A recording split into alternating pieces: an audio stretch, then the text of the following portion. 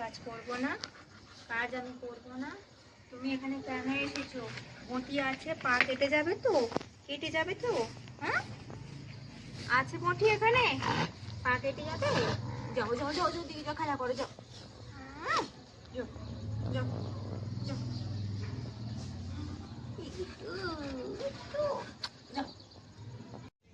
নমস্কার, কেমন আছেন সবাই? আশা করছি আপনারা সকলেই ভালো আছেন। আমার নতুন একটা ভিডিওতে আপনাদের স্বাগত জানাই। তো এখানে দেখতে পাচ্ছেন 2 পিস মাছ নিয়ে নিয়েছি। আজকের বানাবো, এই মাছটার নাম হচ্ছে আয়লা মাছ। তো এই মাছের রেসিপি বানাবো। তো রেসিপির নামটা পরে বলছি, আগে মাছটা আমি কেটে নিই ভালো করে।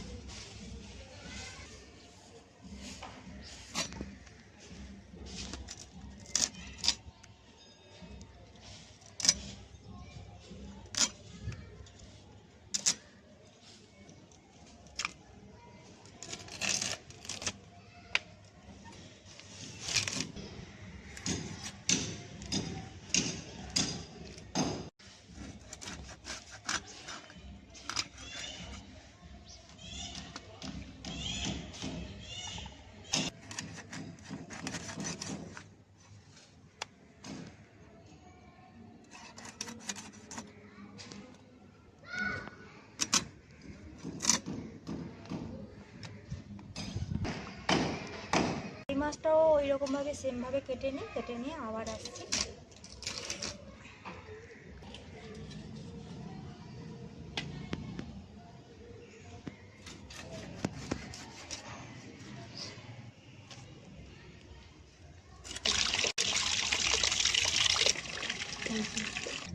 মাছগুলো আমার সব কাটা হয়ে গেছে, এবার আমি এগুলো ভালো করে এখন ধুয়ে নেব।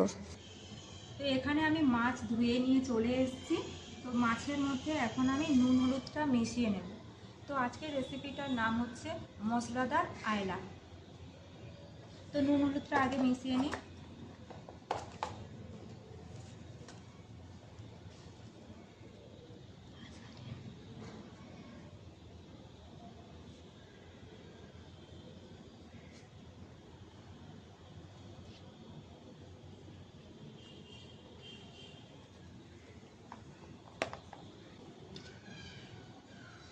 এখন ইন্ডাকশনটা অন করে দিচ্ছি।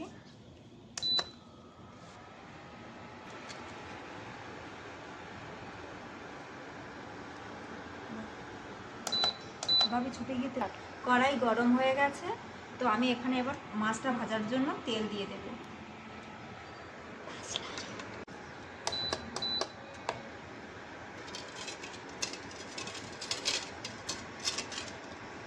তো তেলটা গরম হয়ে গেছে, কড়ার চারিদিকটা নেড়ে দেব। দিয়ে এবারে মাছগুলো আমি কড়ার মধ্যে দিয়ে দেব। গ্রামের মতো এখানে নদীর মাছ বেশি পাওয়া যায় না, পাওয়া যায় একটু মাঝে সাঝে। তাই যখনই বাজারে যাই, যদি দেখতে পাই তাহলে নিয়ে চলে আসি। বেশি দাম হয়তো একটু নেয়, তাও নদীর মাছ নিয়ে চলে আসি, কারণ আমার নদীর মাছ খেতে খুব ভালো লাগে। পুকুরের মাছ যতই তুমি বড় বড় মাছ খাও, যাই খাও, নদীর মাছ ছোট টুকরো মাছ হলে তার টেস্টই হয় আলাদা। মাছগুলো এক পাশে ভাজা হয়ে গেছে, এবার উল্টে দেবো।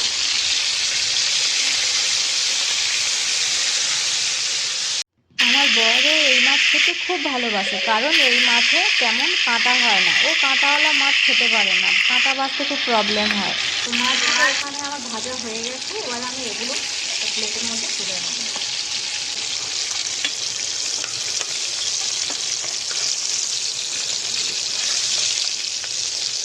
বেশি মাছটা আমি কড়া করে ভাজিনি, বেশি মাছটা কড়া করলে ভাজলে ভালো লাগবে না। তো এইভাবে আমি এবারে মুড়ো দুটোও ভেজে নেব।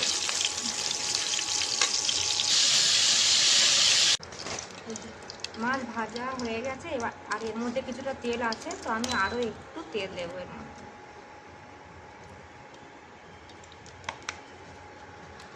তো তেল গরম হয়ে গেছে, আমি দিয়ে দেবো এখানে চিনি। চিনিটা দিলে কি হয়, তরকারির কালারটা খুব সুন্দর হয়। দিয়ে দিচ্ছি আমি একটু গোটা গরম মশলা, দিয়ে দিচ্ছি একটু 5 ফোড়ন,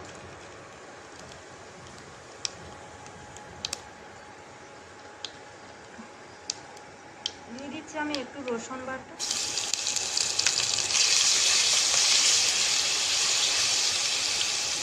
দিয়ে দিচ্ছি এখানে পেঁয়াজ বাটাগুলো,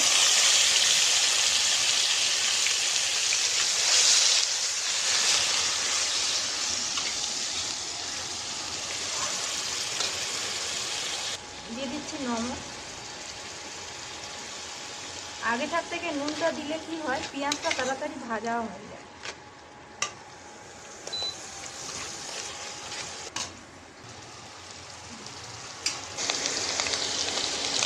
পেঁয়াজটা ভাজা হয়ে গেছে, আমি এবারে এখানে একটু আদা পেস্ট দিয়ে দেবো। পেঁয়াজ ভাজা হয়ে গেছে, পেঁয়াজ আদা রসুন ভাজা হয়ে গেছে, আদা রসুনের গন্ধটাও চলে গেছে। এবার আমি এখানে টমেটো পেস্ট করা আছে, টমেটো পেস্টটা এখানে দিয়ে দেবো।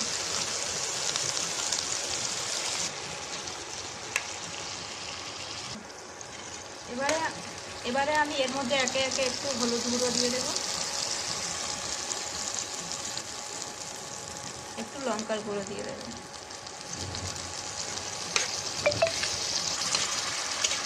দিয়ে এভাবে একটু নাড়াচাড়া করতে থাক, গন্ধটা যাতে কেটে যায়।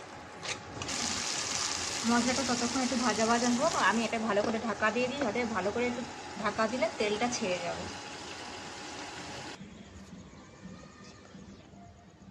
পুরো সন্ধ্যা হয়ে এসছে, আর সন্ধ্যার সময় আকাশটা এখন এইরকমভাবে দেখা যাচ্ছে। ফ্যান্টাস্টিক।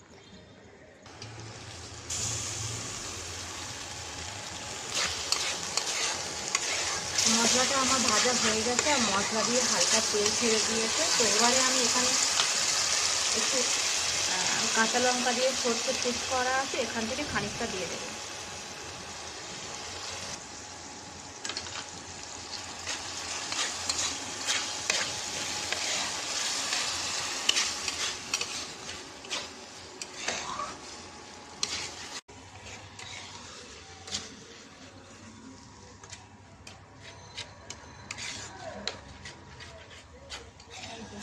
মশলা এখানে আমার ভালোই করে মিক্স হয়ে গেছে, ভাজাও হয়ে গেছে। এবার আমি এখানে দিয়ে দেবো জল।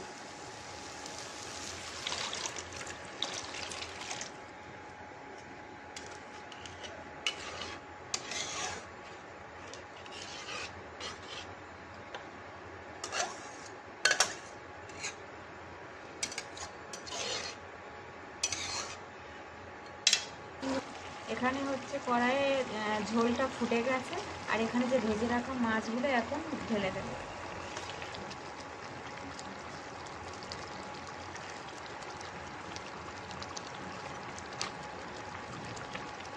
দিয়ে এখন একটু ঢাকা দিয়ে দেবো। 5 থেকে 7 মিনিট হালকা আঁচে ফোটানোর পর আমি এখানে দিয়ে দিচ্ছি কাঁচা জিরে পাউডার,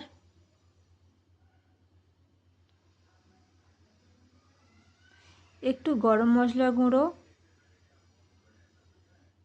আর এই গরম মশলার গুঁড়ো আমি নিজেই ঘরে তৈরি করে নিয়েছি, আর 2টো কাঁচা লঙ্কা চিড়ে 1 মিনিট ঢাকা দিয়ে রেখে দেওয়ার পরে নামিয়ে নিলে তৈরি হয়ে যাবে মশলাদার আয়লা। তো আপনারাও একবার ট্রাই করে দেখতে পারেন এই রেসিপি, আশা করছি আপনাদের ভালো লাগবেন। আর নদীর মাছ খেতেই আলাদা টেস্ট। আর দেখো কি সুন্দর কালার এখানে চলে এসছে, আর গ্রেভিটাও কি সুন্দর হয়েছে।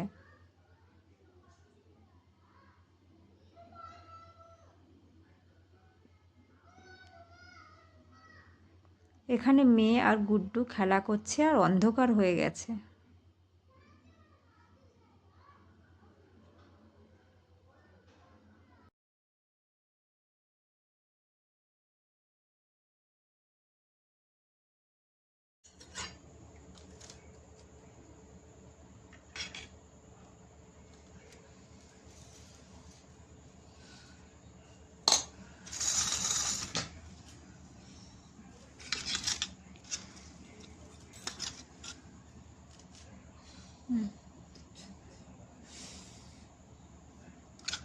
বাপি না খেয়ে দেখে বলো ফুলবে নাকি?